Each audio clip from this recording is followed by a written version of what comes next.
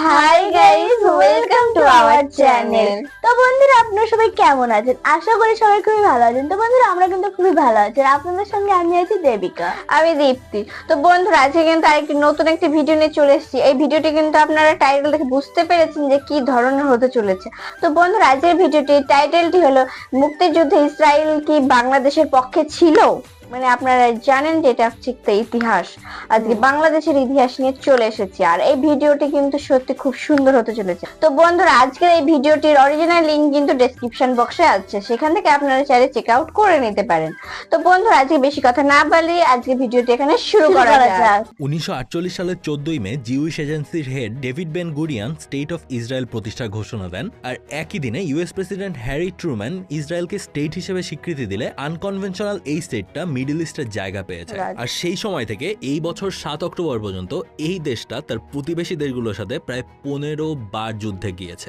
আর এই 15 বার কিন্তু মেজর যুদ্ধের কথা বললাম, এছাড়াও ছোটখাটো বর্ডার ক্লাশ তো লেগেই থাকে সবসময়। ইসরায়েল ফিলিস্তিন বা ইসরায়েল বনাম আরব কোয়ালিশনের দ্বন্দ্ব যখন একেবারে তুঙ্গে, তখন ভারতীয় উপমহাদেশে আরো একটা দেশ নিজেদের স্বাধীনতার সংগ্রামে নেমেছিল, বাংলাদেশ। 1971 সালে স্বাধীনতার পর থেকে অনেক রকমের চড়াই উতরাইয়ের পরেও বাংলাদেশ আজ পর্যন্ত ইসরায়েলকে স্বীকৃতি দেয়নি। তবে ইসরায়েল কিন্তু ছিল আবার সেই অল্প কয়েকটা দেশের মধ্যে একটা, যারা 1971 সালে মুক্তিযুদ্ধের শুরুতেই বাংলাদেশকে স্বাধীন রাষ্ট্র হিসেবে স্বীকৃতি দেওয়ার পক্ষে ছিল। যেখানে অনেক বড় বড় মুসলিম দেশগুলো ইসরায়েলের সাথে তাদের সম্পর্ক নর্মালাইজেশনের দিকে আগাচ্ছে, সেখানে কিন্তু বাংলাদেশ এখনো তাদের পজিশনে অনর। বাট একটা খুব লেসার নোন ফ্যাক্ট হচ্ছে, বাঙালিরা কিন্তু অ্যাক্টিভলি ইসরায়েলের সাথে যুদ্ধ করেছিল। স্বাধীনতার পর আমাদের দেশ থেকে ফিলিস্তিনে এইড প্যাকেজ পাঠানো হয়েছিল, প্লাস ইউএস অ্যাডমিনিস্ট্রেশনের ডেটা হিসেবে লেবাননে প্রায় 8,000 বাঙালি যুদ্ধ করেছিল ইসরায়েলের বিরুদ্ধে। কিন্তু প্রবাবলি পুরো ওয়ার্ল্ডের মিলিটারি ওয়ারফেয়ারের হিস্ট্রিতে one of the most recognised name, the living eagle, একজন পাইলট যে 6 ডে ওয়ারের সময় একা ইসরায়েলের 4টা জেট ধ্বংস করেছিলেন, তিনিও একজন বাঙালি ছিলেন। আমাদের মধ্যে অনেকেই হয়তোবা এখন আর তাকে না চিনলেও ফিলিস্তিনিরা কিন্তু এখনো সাইফুল আজমকে মনে রেখেছেন। আর একই সাথে সেই 8,000 বাঙালি যারা লেবাননে যুদ্ধ করেছিল ইসরায়েলের বিরুদ্ধে। প্লাস ইসরায়েল কেন আসলে বাংলাদেশকে স্বীকৃতি দিতে চেয়েছিল, যেখানে তাদের আমেরিকা ছিল পাকিস্তানের পক্ষে? যদিও এই বিষয়গুলো নিয়ে রিটেন ডকুমেন্ট পাওয়া বেশ কঠিন একটা কাজ, তবুও আজকের ভিডিওতে চেষ্টা করব এই গল্পগুলোই আপনাদের সামনে তুলে ধরার। 1971 সালের জুন মাস ইসরায়েলের পার্লামেন্টে তাদের সেই সময় ফরেন মিনিস্টার এবা ইবান বেশ লম্বা একটা স্পিচ দেন, যেই স্পিচে তিনি ইস্ট পাকিস্তান শব্দটা ব্যবহার না করে ইস্ট বেঙ্গল এইটা ইউজ করেন। প্লাস ইয়াহিয়া খানের সরকারকে অবৈধ বলে আওয়ামী লীগ সরকারের সাপোর্টেও তিনি কথা বলেন। একই সাথে বাংলাদেশের মানুষের উপর যে অত্যাচার চলছে, প্লাস বাংলাদেশ থেকে আসলে যে নিউজ বের হতে দিচ্ছে না ইয়াহিয়া সরকার, সেটা নিয়েও কথা বলেন। মানে খুবই সিমিলার লাগছে না স্টোরিটা?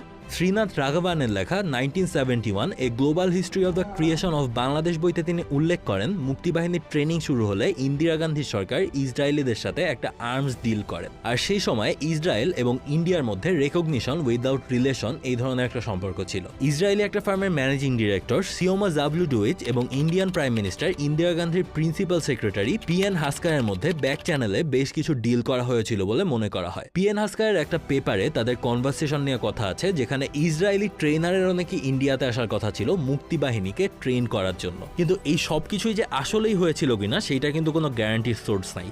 আবারও বলে রাখি, এটা কেবলমাত্র যেই বইটার নাম উল্লেখ করলাম সেই একটা বইতেই পাওয়া গিয়েছে এই কথাটা, আর কোথাও কিন্তু এটা পাওয়া যায় না। অ্যান্ড এই যে ব্যাক চ্যানেলে সেই সময় এরকম কত কি হচ্ছে তার খবর কিন্তু সদ্য গঠিত বাংলাদেশ সরকার জানতো না। প্লাস 1972 সালে যখন ইসরায়েল অফিসিয়ালি বাংলাদেশকে স্বীকৃতি দেয়, তখন বলা হয়ে থাকে আমাদের প্রধানমন্ত্রী তাজউদ্দিন আহমেদ সেই স্বীকৃতি কিন্তু গ্রহণ করেন। অ্যান্ড এই কয়দিন আগ পর্যন্ত বাংলাদেশ সরকারের পাসপোর্টে ইসরায়েল ব্যতীত শব্দটা কিন্তু উল্লেখ করা ছিল। ধারণা করা হয়ে থাকে ইসরায়েল আশা করছিল সদ্য গঠিত বাংলাদেশকে তারা ইসলামিক ওয়ার্ল্ড থেকে আলাদা করে নিজেদের দিকে টেনে নিয়ে আসতে পারবে। প্লাস যেহেতু বাংলাদেশ পাকিস্তানের মতো কট্টর মুসলিম দেশ থেকে আলাদা হচ্ছে, ইসরায়েলি সরকার ধারণা ছিল এরা হয়তো অ্যান্টি ইসলামিক ওয়ের দিকেই আগাবে। আর এই জিনিসটা আসলে শো করে ইসরায়েলি অ্যানালিস্টরা আসলে এই অঞ্চলের জিওপলিটিক্যাল সিনারিও নিয়ে আসলে কত কম আইডিয়া রাখতো। আর এই কথাটা বলার আরো একটা কারণ আছে, ইসরায়েল আসলে জানতো না বাংলাদেশ বা সেই সময় পূর্ব পাকিস্তান যে ইসরায়েল ফিলিস্তিন বা ইসরায়েল বনাম আরব কোয়ালিশনের যুদ্ধগুলোতে অ্যাক্টিভলি পার্টিসিপেট করতো। যদিও তখন সেটা করতো তারা পাকিস্তানের ব্যানারে, কিন্তু প্রত্যেকটা বাঙালি জানতো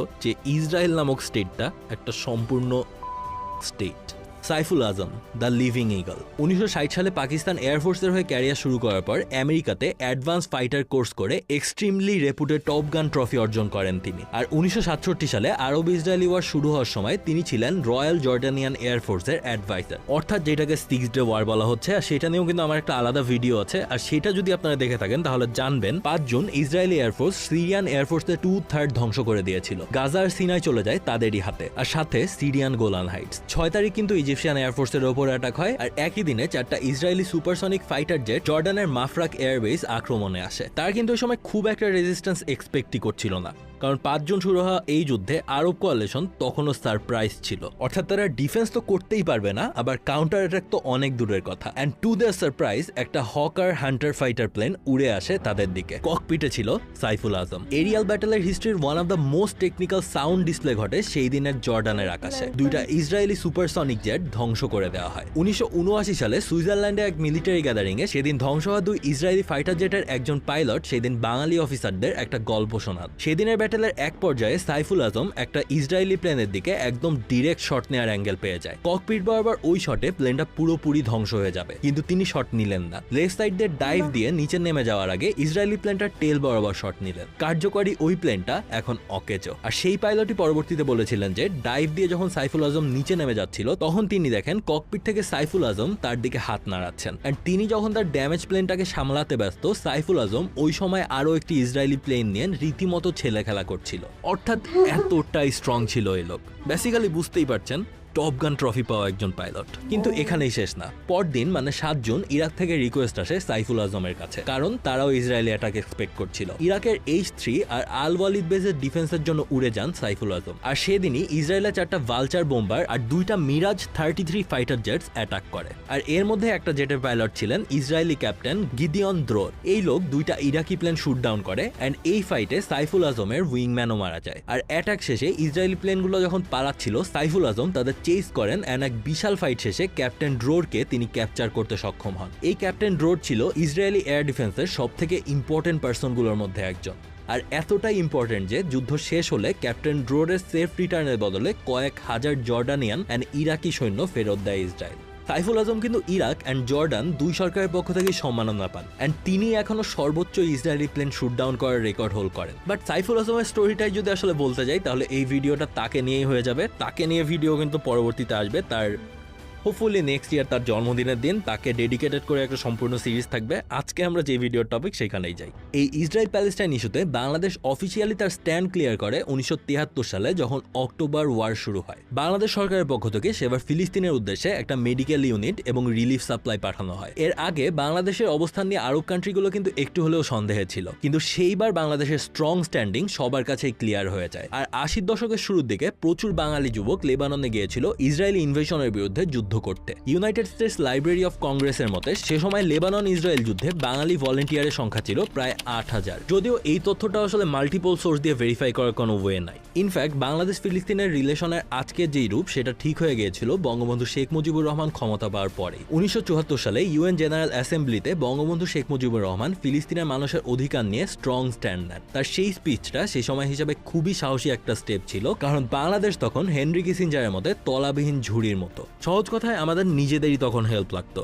আর ইসরায়েলের মতো রাষ্ট্রকে অস্বীকার করলে সে সময় অনেক বড় বড় ওয়েস্টার্ন পাওয়ার হাউসদের কাছ থেকে কিন্তু সেই হেল্প আসা বন্ধ হয়ে যেত। কিন্তু তারপরেও বঙ্গবন্ধু কিন্তু ফিলিস্তিনিদের পক্ষেই বলেছিলেন সেদিন। আর আমাদের বাংলাদেশের সংবিধানের আর্টিকেল 25-এ বলা আছে, Bangladesh stands with oppressed people throughout the world, waging a just struggle against the imperialism, colonialism and racialism. আর 1988 সালে ইয়াসির আরাফাতের পিএলও ফিলিস্তিনের স্বাধীনতা ঘোষণার পর বাংলাদেশের ঢাকায় অবস্থিত PLO office embassy of the state of ফিলিস্তিন হিসেবে আত্মপ্রকাশ করে। এমনকি অসলো অ্যাকর্ডের পর যখন ইয়াসির আরাফাতের ফিলিস্তিন ইসরায়েলকে রিকগনিশন দেওয়ার কথা হচ্ছিল তখনও কিন্তু বাংলাদেশ ইসরায়েলকে রাষ্ট্র হিসেবে স্বীকৃতি দেয়নি। কিন্তু এত কিছুর পরও কোনো এক অদ্ভুত কারণে ইসরায়েল সবসময় চেষ্টা করে গিয়েছে বাংলাদেশ থেকে কোনো একটা রেকগনিশন পাওয়ার জন্য। 1972 সালে ফেল করার পর 1992 সালে চায়না আর ইন্ডিয়ার সাথে ফুল ডিপ্লোম্যাটিক রিলেশন এস্টাবলিশ করার পর তারা তারা আবারও চেষ্টা চালায় বাংলাদেশের সাথে সম্পর্ক করার। স্বাভাবিকভাবে সেবারও তারা ব্যর্থ হয়, আর এরপর তারা আবার চেষ্টা করে 2014 সালে। কিন্তু সেইবার আমাদের প্রধানমন্ত্রী শেখ হাসিনা সোজাসুজি বলে দেন, we have been continuing our support to the Palestinians and occupation of their land by the Israelis is not acceptable. কিন্তু প্রবাবলি সব থেকে বড় স্ক্যান্ডালটা আসে মেহেদী এন্ড সাফাদি কেসে। 2016 সালে জেনারেল আসলাম চৌধুরীকে গ্রেফতার করা হয় ইসরায়েলি মেহেদী এন্ড সাফাদির সাথে কনস্পিরেসি করার অভিযোগে। আর এই লোক এরপর আরো বেশ কয়েকবার বাংলাদেশের নিউজে এসেছে, প্রতিবারই কোনো না কোনো পলিটিক্যাল স্ক্যান্ডালে। কিন্তু এটা আপনি ধরে নিতেই পারেন, আর যা কিছু হয়ে যাক, বাংলাদেশ কিন্তু কখনো ইসরায়েলকে কোনো রেকগনিশন দিবে না। এর সব থেকে বড় কারণ আমি, আপনি, আমরা। ইসরায়েল বা ফিলিস্তিন, কে অত্যাচার করছে আর কে অত্যাচারিত হচ্ছে সেটা বোঝার জন্য খুব বেশি পলিটিক্স পড়তে হয় না, একদম বেসিক কিছু হিউম্যান সেন্স থাকলেই হয়। বাংলাদেশের প্রত্যেকটা সাধারণ মানুষেরই কিন্তু সেইটা আছে। বিজনেস স্ট্যান্ডার্ডের একটা রিপোর্টের পাশে ছোট্ট একটা কোড দেয়া ছিল। কে বলেছে এটা যদিও আমি খুঁজে পাইনি, কিন্তু কোডটা খুবই ভালো লেগেছে আমার। সেটা হচ্ছে, বাংলাদেশের মানুষের অপিনিয়নই হচ্ছে ইসরায়েলের বিরুদ্ধে আমাদের iron dome, and which is totally true. মুক্তিযুদ্ধ করে স্বাধীন হওয়া একটা দেশ অন্য একটা দেশের কষ্ট বুঝবে, এটাই স্বাভাবিক। অ্যান্ড যতদিন পর্যন্ত আমরা সাধারণ মানুষজনরা এটা আসলে বুঝতে পারবো, ততদিন পর্যন্ত ইসরায়েল বাংলাদেশের কাছ থেকে কিন্তু স্বীকৃতি পাবে না। সো এই ভিডিওটা একটু হলেও রিস্কি ভিডিও ছিল বলা যায়, কারণ আমার এর আগের ইসরায়েল প্যালেস্টাইন ভিডিওটা ফেসবুক কোনো এক কারণে টেক ডাউন করছে, অ্যান্ড আমার অলমোস্ট 2-3 মাসের মনিটাইজেশন অফ করে দিচ্ছে। তো ফেসবুক থেকে কোনো টাকা পয়সা আসতেছে না। বাট এনিহাও আমি এই টপিকে ভিডিও বানাতে আসলে ভালো লাগে, আপনারাও চান, সো বানাচ্ছি। তো আর আজকের ভিডিওটার জন্য সোর্স টোর্স সব কিছু নিচে দেওয়া থাকবে, যদিও আমি বেশিরভাগ ক্ষেত্রে কিন্তু এমন অনেকগুলো কথা বলা হয়েছে যেগুলো আসলে একটা মাত্র সোর্সই পাওয়া যায়, এটাকে সাপোর্ট করার মতো অন্য কোনো সোর্স নাই। তো ওই জিনিসটা আসলে টোটালি বিশ্বাস করাটা একটু ডিফিকাল্ট। বাট এনিওয়ে, যাই হোক, আজকের মতো এই পর্যন্তই। So until my next upload, have a good week. তো বন্ধুরা, ভিডিওটা দেখলাম, ভিডিওটা সত্যি বলতে কি মানে অনেক কিছু জানার ছিল, কারণ আমরা এই বিষয়টা জানতামই না। মানে এই ইতিহাসটা আমরা কখনো পড়িনি যে ইসরায়েল হলো বাংলাদেশকে মানে নিজের পক্ষে করার জন্য কত চেষ্টা করছে, কিন্তু আসলে বাংলাদেশ কখনো ইসরায়েলের পক্ষে যায়নি। মানে তার মানে মানে ইসরায়েল হলো বাংলাদেশকে অনেকবার বলেছে যে আমাদের পক্ষে আসবে, কিন্তু বাংলাদেশ কখনো তাদের পক্ষে যায়নি। কারণ কিছু কিছু কারণ আছে, যেটা আপনারা ভিডিও থেকে অবশ্যই দেখে দিন যে কি কি কারণের জন্য ইসরায়েলের দলে কিন্তু বাংলাদেশ যায়নি। আর মানে ইসরায়েল কি না, মানে ইসরায়েলের পক্ষে মানে ইসরায়েলের বিরুদ্ধে গিয়ে কিছু বাঙালিরা কিন্তু অনেক মানে যুদ্ধ করেছে। আর একটা বাঙালি ছিল সাইফুল আজম, ইনি কিন্তু বাইরে থেকে কিছু প্লেন এসেছিল, সেই প্লেনগুলো কিন্তু 4টেকে মানে যেটা অসম্ভব কাজ, সেই অসম্ভব কাজটা কিন্তু উনি একাই সম্ভব করেছেন। সেই প্লেন 4টেকেই উনি ধ্বংস করে দিয়েছিল, যেটা ওনাদের বিপক্ষে ছিল সেই প্লেনগুলিকে। মানে ভাবা যায় উনি একা একজন, তিনি নাকি এত বড় একটা কাজ করেছে, তার জন্য কিন্তু ওনাকে সেখান থেকে ওনাকে এই কাজের জন্য ওনাকে একটা অ্যাওয়ার্ড দেওয়া হয়েছিল। এমনকি একটা না, মানে এই দেশ ওই দেশ দুটো মিলিয়ে কিন্তু ওনাকে অ্যাওয়ার্ড দেওয়া হয়েছিল। হ্যাঁ, তো বন্ধুরা এই ভিডিওতে কিন্তু আমরা অনেক কিছু জানতে পেরেছি, অনেকটা কিছু মানে প্রচুর জিনিস হ্যাঁ, ইসরায়েল আর বাংলাদেশের একটা ইতিহাস, সেটা কিন্তু আজকে তুলে ধরা হয়েছে। সেই ইতিহাসটা আমরা কিন্তু জানতাম না, এইখান থেকে আমরা আজকে জানতে পেরেছি, কিন্তু খুব সুন্দর। অবশ্যই আপনারা কারা কারা নতুন এই ইতিহাসটা জেনেছেন অবশ্যই কিন্তু কমেন্টে জানাবেন, কারণ আমাদের কিন্তু আগে কখনো জানা ছিল না, আমরা ফার্স্ট জেনেছি। আর সত্যি বলতে খুবই ভালো লেগেছে যে এমন একটা ইতিহাসটা যেটা আমরা জানতামই না। তো বন্ধুরা, আমাদের ভিডিওগুলো যদি ভালো লেগে থাকে অবশ্যই কিন্তু লাইকটা করে দেবেন, আর এই ভিডিওটা কেমন লেগেছে আপনাদের কাছে অবশ্যই সেটাও কিন্তু কমেন্টে জানিয়ে দেবেন। তো বন্ধুরা, যারা আমার চ্যানেলে নতুন এসেছেন তারা অবশ্যই কিন্তু সাবস্ক্রাইব করে দেবেন, আর পাশে থেকে বেল আইকনটি অবশ্যই প্রেস করে দেবেন। তো বন্ধুরা, আজকের ভিডিওটি এখানে শেষ করবো, দেখা হবে নতুন আরেকটি ভিডিওতে। এখনের জন্য বাই বাই, টাটা।